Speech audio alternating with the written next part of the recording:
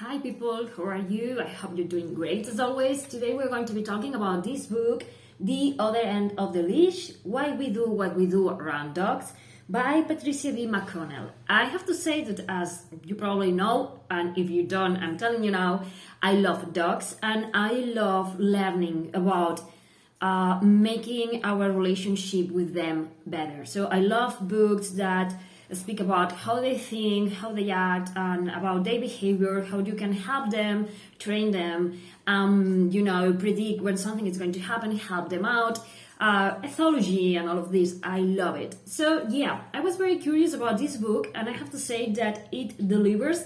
There's, as you can see, I hope that you can see it, there's a lot of post-its that I, mark different passages of the book that I thought were very interesting and very also the way in which the author has written this book, it's very easy to understand. She provides examples of things that has happened to her or things that had happened to people, clients who come to her with some sort of problem so that she can illustrate the behavior of different dogs in different situations, in different, places and how to treat these dogs. Also, it covers lots of topics and the thing that I love best about this book, it's something that I found that this book is unique on. It's the take in which it presents the evidence or the things. It's like at the very beginning of the book, it tells you something that it's very basic, but maybe we don't think about it. And it's like dogs are canids and they have a way of relating to each other, to play with each other, to, talk, whatever, act with each other. That's different than how we do things because we are primates. And this is something that it really brings new light in the way that we relate to them. During the book, when you're reading, the author sometimes makes like a kind of pause or whatever you want to call it, where she presents to you how primates, orangutans, bonobos, different kinds, chimpanzees, different kinds of, primates relate to each other, how they will act, what they will mean when they smile or when you lunge at you or when they, you grab a hand, whatever.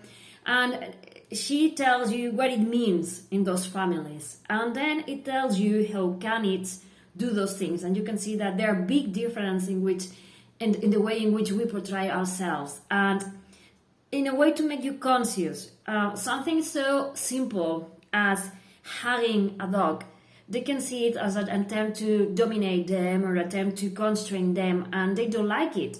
If you have your own dog, obviously you can hug him. Depending on the dog, you have to look for visual clues whether or not the dog is enjoying it. But for us, it's very tempting to, and yeah, this is something that dogs don't like as much as we do. And yeah, there's photographies at the middle of the book that are going to present. See how happy the humans are and see how the faces of the dogs are. And I did love that the book had this appendix of photographies to illustrate some of the points that she talks about in the book. I think that a very informative, very clear, very practical, and it's an amazing book. I did enjoy it. I studied a lot. You have, as I say, I post a lot of post-its.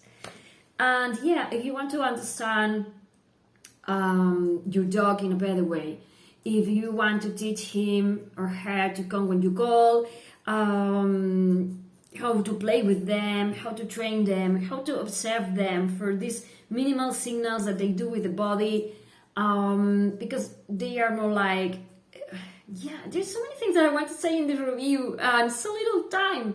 But yeah, if you love your dog and you want to better the communication that you have with him or her, just pick this book because it's going to bring new lights to things that maybe you knew, things that you wish you knew, and things that now you're going to know when you read this book. Because as I say, it brings lots of interesting topics about how to play with your dog, how to train your dog, where to put limits, how to make the dog obey you, like in a good way. It talks about positive training, that is something that I love.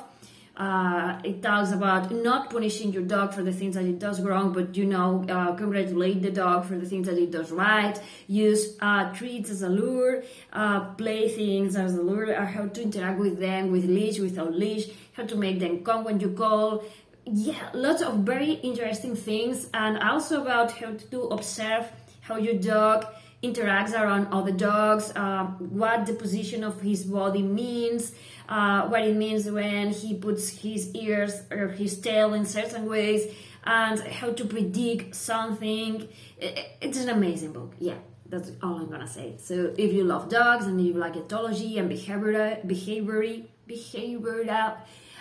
Jesus, behavior of your dog, just pick this one. Thank you for watching. Bye.